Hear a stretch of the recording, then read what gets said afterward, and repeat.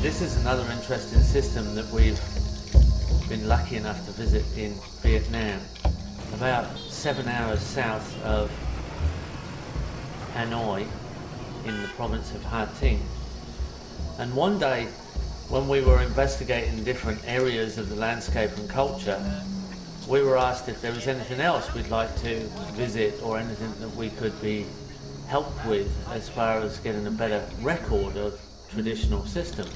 And I'm always interested in old suburbs because there's often very interesting little events and happy little accidents that happen in suburbs because of the microclimate of the buildings and the streets. So that's why I'd like to see an old suburb, and so I could just do a check on the possibilities of different trees and different systems that might have been established. Well, this was interpreted in a form that is quite different to an old suburb that we understand in Australia or most of the developed world. When we entered the village, all the streets were extremely small, and guests and administrators of the project took us through to this little garden, and it was a complete established food forest. Taro, cocoa yam, turmeric in the understory. It's just ancient food forest, the whole thing. And everything was extremely well established. Small gardens of vegetables underneath fruit trees, large fruit trees, palms, climbing productive plants like black pepper, specific gardens with pineapples and turmeric and galangal and clumping onions, and borders with herbs, bananas, papayas, many varieties of fruit tree in the understory, emergent palms coming out of the canopy, small animals, even a small grazing cow under the canopy, deer in a compound which are used for their horns as a medicinal harvest. And the old gentleman and his wife were processing some food for their meal. They showed us around, and I casually asked, how long have they been there? How long has this system been established? And it turns out about 2 acres of ground, probably a little bit less, has been in the family for 28 generations. So it's a completely different timescale of establishment because everything has been tried and tested.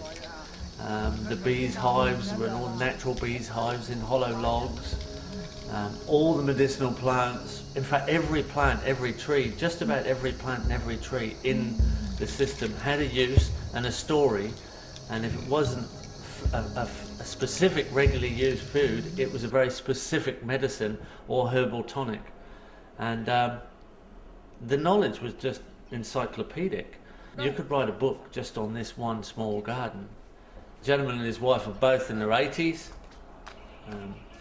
and their varieties of fruit trees are also have been there for so long, and they are some of the older varieties that have been well tried and tested. They're actually used now as reference to the modernized area where people are coming back to these more stable, more traditional, and in some ways a lot more productive per square meter, complicated layers food forest systems. And they're coming back for reference material and asking if they can share some of their genetic material, because they now realize that it's actually a much more energy efficient system, because they've put in very little work for the amount of return they get, and the return is constant, it's daily, it's continuous. It's just about every meal that they eat and all their medicine contained within that garden. For me, it was an absolute shock to try and understand the timescale of establishment I was looking at. This is something that was literally off my scale. I couldn't really see the way this had been established, it had been there so long, and it was very hard to see the interactions between the system and the people because they were literally so casual and so productive. And an absolute pleasure to visit it. It's the second time I've visited this garden, and every time we're made very welcome, and every time we learn more about how to approach design in an established form. A wonderful example of tropical food forest. This is a view of the past and a view of the future. The only possible future we have is for sustainable suburbs for the food forests. We've had them before, we'll have to have them again.